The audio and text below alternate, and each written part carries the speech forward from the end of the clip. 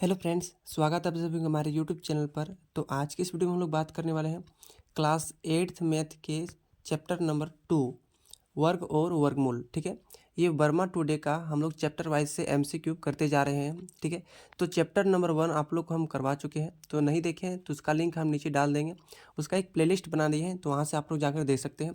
और previous years वाला भी वर्मा टुडे का हम चैप्टर वाइज से कंप्लीट करवाए थे, मैथ, साइंस, ठीक ना, और सोशल साइंस का, तो उसका भी जाकर देख सकते हैं। उसका भी प्रीवियस ईयर्स वाला भी आपका क्या बोलते हैं प्लेलिस्ट बना दिए हैं। ठीक है, तो जाकर देख सकते हैं। तो चलिए चैप्टर नंबर 2 आज हम लोग कंप्लीट करेंगे। तो चलिए पहला क्वेश्चन है कि पद रूट एक्स में, जो आपको रूट एक्स दिख रहा है, ठीक है, रूट एक्स में ये जो रूट है, ये रूट, ठीक ना, किसका संकेत है? इस रूट को हम लोग बोलते हैं वर्गमूल। क्या बोलते हैं? वर्गमूल। जैसे कभी रहता है रूट 16 रहता है, तो रूट 16 का वर्गमूल कितना निकल जाता है? 4 निकल जाता है, ठीक ना। तो इसका क्या होता है? वर्गमूल। इसका मतलब क्या होता है? वर्गमूल। लेकिन इसके भीतर में जब 3 रहेगा ना, तो इसका मतलब होता है घनमूल। क्या होता है? घनमूल।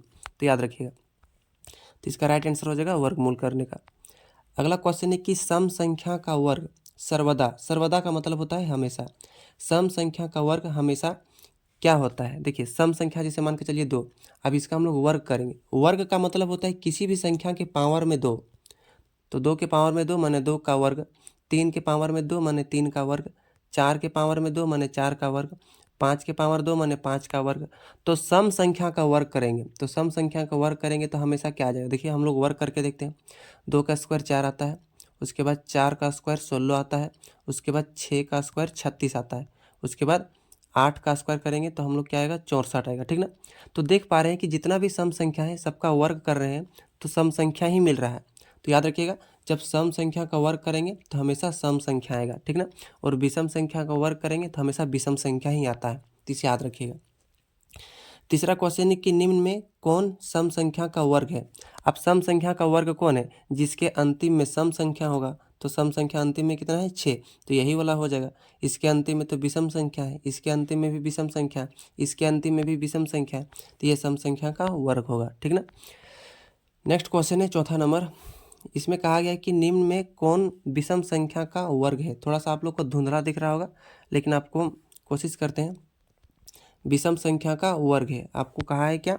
इनमें से कौन विषम संख्या का वर्ग है?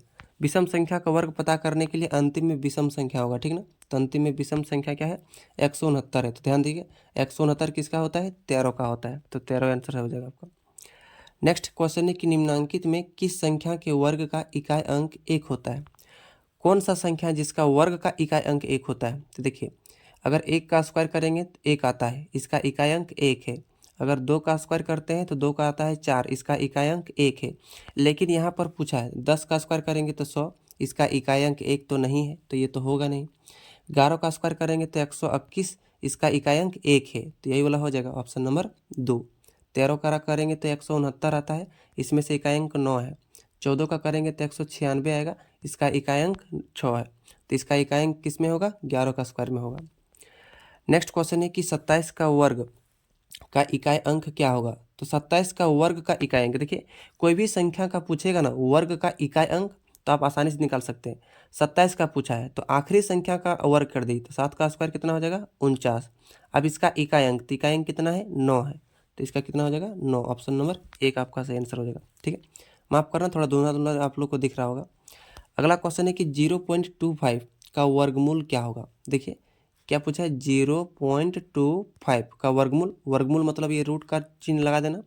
अब देखिए 25 का क्या निकलता है? 5। अब यहाँ दो अंक के बाद पॉइंट है, तो यहाँ 1 अंक के बाद पॉइंट हो जाएगा, माने 0.5 निकल जाएगा। 0.5 ऑप्शन नंबर 3 में। नेक्स्ट है कि 31.36 का वर्गमूल क्या होगा? 31.36 का वर्गमूल क्या होगा? देखिए डबल अंक में जोड़ा लगाते हैं, तो ये जाएगा 5 से, 5 बचे कितना हो जाएगा? 25 हो जाएगा, ठीक है। तो कितना बचेगा यहाँ पर? 6 बचेगा, 5 5 यहाँ 10 हो जाएगा। अब यहाँ 36 उतरेगा, देखिए लास्ट में 6 है, या तो 6 से जाएगा या तो 4 से जाएगा। पहले 4 से देखते हैं। 4 चौक 16 का 6, 4 एकम 4, 0 4 0 और हाथ में 1, ये 4 से नहीं जाएगा, इसका मतलब 6 से जाएगा। तो यहाँ भी 6 देंगे, यहाँ भी 6 देंगे, यहाँ भी देंगे। 6 छक 36 का 6, 6 गुना 0 हाथ में 3, 6 एकम 6, यानी 6 से चला गया, यानी कितना आ गया? 56। तो आ गया 56 आ गया। लेकिन यहाँ 2 अंक के बाद पॉइंट है, तो यहाँ 1 अंक के बाद पॉइंट बैठेगा, यानी 5.6 आपका सही आंसर हो जाएगा, ठीक है। इसी प्रकार से आप निकाल सकते हैं 9 नंबर का 51.84 का वर्गमूल। ये तो आप लोग खुद से भी कर लीजिएगा, ये ट्राई करने का चीज़ है, आप लोग कर लीजिए, ठीक है। नेक्स्ट पूछा है 121 का वर्गमूल क्या होगा। 121 का वर्गमूल माने रूट, तो ये तो किसका निकलता है, 11 का निकलता है। आप लोग कोशिश कीजिए 1 के स्क्वायर से लेकर एकदम 30 तक के स्क्वायर को एकदम याद रख लेंगे जुबानी में, ठीक है। नेक्स्ट पूछा है 196, तो 196 कितना निकल जाएगा, 14 का निकल जाएगा। 324 पूछा है तो ये 18 का निकल जाएगा। 361 पूछा है तो 19 का निकल जाएगा, ठीक है। ये सब क्वेश्चन आप लोग खुद ही कर लीजिएगा। 900 किसका होता है, देखिए 900, आप देखिए ध्यान दीजिए, एक आपको हम ट्रिक बताते हैं। जब अंतिम में डबल जीरो रहेगा तो उसका स्क्वायर रूट निकालना बहुत ही आसान है। कैसे, 9 का कितना होता है 3 और 2 जीरो का 1 जीरो, खत्म आंसर, 30 हो जाएगा। तो कितना हो जाएगा 30। 1764 इसका 42 का होता है, ठीक है ना। अब इसे निकाल लीजिएगा आप लोग, 1764 का वर्गमूल 1764, ठीक ना। आप लोग वर्गमूल यहाँ दो जोड़ा निकाल लीजिएगा। चैप्टर नंबर 2 को आप लोग हम डिटेल से पढ़ाए हैं, ठीक ना। तो क्लास 8 JCRT वाला, ठीक ना, तो उसका हम इस चैप्टर वाइज से वीडियो 1-2 को हम बना दिए, ठीक ना। तो वहाँ से वर्ग और वर्गमूल वाला चैप्टर आप लोग जरूर देख लीजिएगा, ताकि वहाँ से आपका एक भी क्वेश्चन ना छूटे। चैप्टर को पहले बेसिक कंसेप्ट को समझ लीजिएगा, ठीक ना, तो उसके बाद क्वेश्चन छूटेगा नहीं। नेक्स्ट है 3600 का वर्गमूल। देखिए इसमें भी डबल जीरो है, तो देखिए 2 जीरो का 1 जीरो और 36 का 6, तो 3600 कितना निकल जाएगा 60। 4900 का पूछा है, 4900 में भी आसान से निकाल लेंगे, 2 जीरो का 1 जीरो और 49 का 7, मैंने 70 हो जाएगा। नेक्स्ट है 7744 का वर्गमूल। 7744 आप लोग वर्गमूल निकाल लीजिएगा, ठीक ना। ये क्वेश्चन आपको हम तो बता चुके हैं। ये जाएगा 8 से जाएगा, 8 8 कितना हो जाएगा 64 हो जाएगा। अब बचेगा कितना, यहाँ 3 और यहाँ बचेगा 1, 13, 8 8 16, यहाँ पर 4 और 4 उतरा। या तो ये भागा कितना जाएगा 2 से जाएगा, या तो भागा ये 8 से जाएगा, ठीक है ना, क्योंकि लास्ट में 4 है। तो 2 के स्क्वायर में 4 या 8 के स्क्वायर में, तो ये कितना आने वाला है 88 आने वाला है, क्योंकि इसमें 8 तो होगा नहीं, 74 तो होगा नहीं, इसका मतलब 88 इसका सही आंसर हो जाएगा। 8100 का वर्गमूल क्या होगा, ये भी तो बहुत ही आसान है। डबल जीरो का 1 जीरो, 81 का 9, तो 90 हो गया। 8100 का वर्गमूल क्या हो गया 90। ये देखिए बट्टा में दिए दिया। 256 का आपका कितना होता है 16, ठीक है। और 441 का कितना होता है 21, तो 16/21 आपका सही आंसर हो जाएगा। वर्गमूल मतलब देखिए इस तरह से रूट लग जाएगा, ठीक ना, तो 16/21। रूट 676 का निकल जाएगा आपका 26 निकल जाएगा, कितना निकल जाएगा 26। और अगर 576 पूछेगा तो ये निकलता है 24 का, याद रखिएगा। नेक्स्ट यहाँ पर पूछा है कि 8100 का मान क्या होगा रूट, तो रूट 8100 का मान कितना हो जाएगा, अभी बताइए। 2 जीरो का 1 जीरो, 81 का 9 माने 90। इसमें देखिए बहुत ही खतरनाक तरीके से पूछा गया, इतना जीरो दे दिया है 9 और 4 गो जीरो। 2 जीरो के बदले 1 जीरो, 2 जीरो के बदले 1 जीरो और 9 का होता है 3, माने 3 से आंसर हो जाएगा ऑप्शन नंबर 2। ये तो और आसानी से निकलेगा। 196 का कितना निकलता है 14 गुना 16 का कितना निकलता है 4, तो 14 चौक कितना हो जाएगा 56, तो इसका 56 आंसर हो जाएगा, जो कि ऑप्शन नंबर 1 में है, ठीक है। तो ऑप्शन नंबर 1 आप लोग मार दीजिएगा। नेक्स्ट है कि रूट 5.4/9, जब भी पूर्णांक में रहेगा तो सबसे पहले क्या कीजिएगा तोड़ लीजिएगा। तो तोड़ेंगे कैसे, आपको याद होगा, पूर्णांक और हर को गुना करते हैं तो 9 पचे 45, और अंश को जोड़ देते हैं तो 45 4 49, तो 49/9। अब 49 का निकलता है 7 और 9 का निकलता है 3, तो हो गया 7/3। 7/3 ध्यान से देखिए और मार दीजिए। नेक्स्ट क्वेश्चन है कि रूट -196 इनमें से किसके बराबर नहीं है। देखिए इसमें पूछा है किसके बराबर नहीं है, तो देखिए इसको गुना करेंगे। तो देखिए पहले 1 नंबर गुना करते हैं, 1 और -196 गुना करेंगे, ठीक ना। तो ये तो 196 का 196 ही आएगा और माइनस में भी आएगा, ठीक ना। दूसरा ऑप्शन है ये तो इसके बराबर है। इसमें देखिए रूट -1 गुना रूट 196, ये भी गुना करेंगे तो माइनस में 196 आएगा रूट में। ये वाला देखिए इसको गुना करेंगे 14 गुना 1 तो कितना हो जाएगा 14, और यहाँ माइनस में हो जाएगा। ये वाला देखिए गुना, ये तो हो जाएगा क्योंकि रूट -196 का निकालेंगे तो माइनस में तो 14 निकलेगा ना, ठीक ना, क्योंकि 14 का 196 होता है।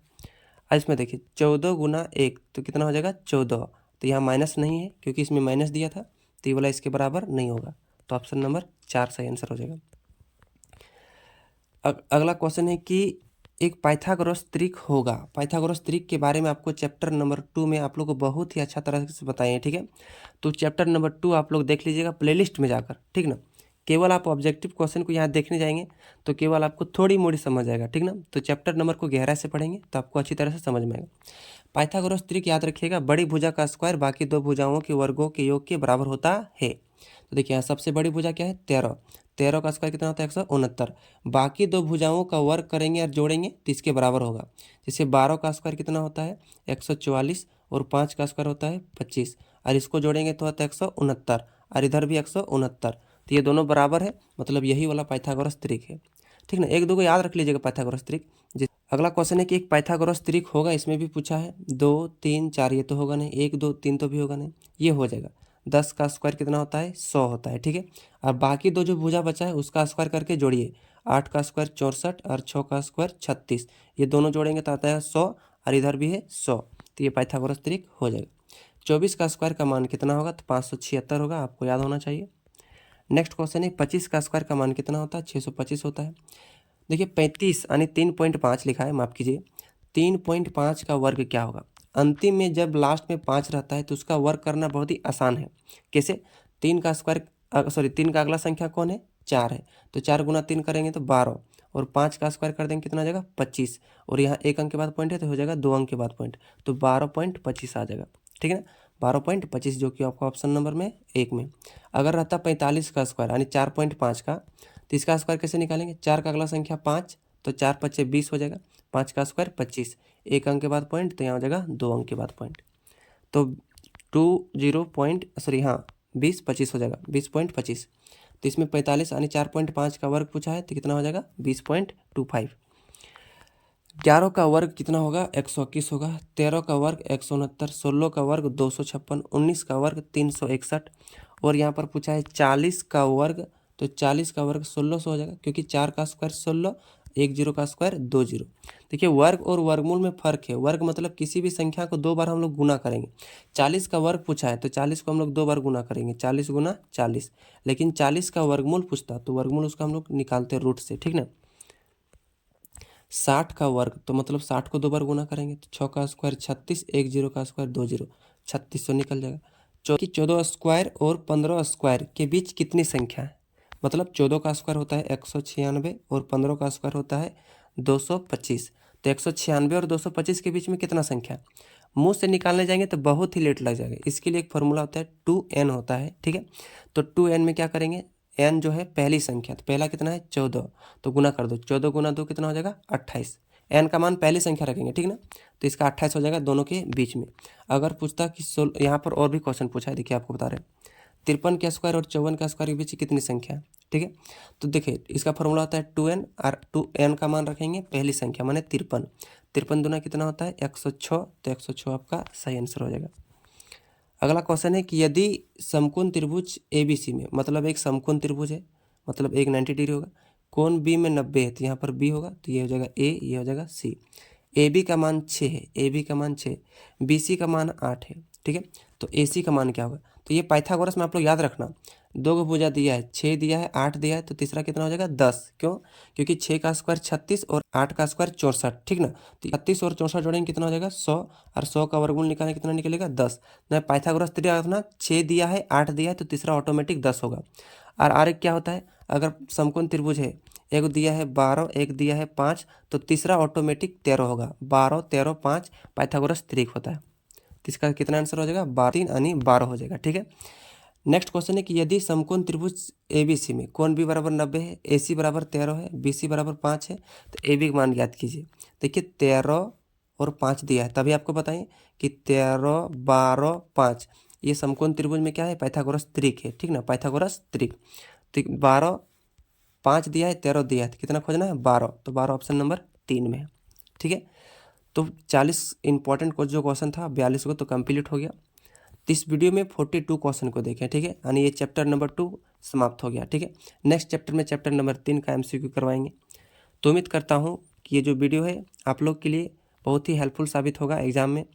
अगर वीडियो आप लोग को अच्छा लगा तो एक प्यारा सा आप लोग लाइक कीजिएगा, और चैनल पर नए हैं तो चैनल को सब्सक्राइब करके बेल आइकन को प्रेस जरूर कीजिएगा, ठीक ना। और इस वीडियो को अपने दोस्तों के पास शेयर जरूर कीजिएगा, ठीक ना। प्लेलिस्ट को देखना मत भूलिएगा।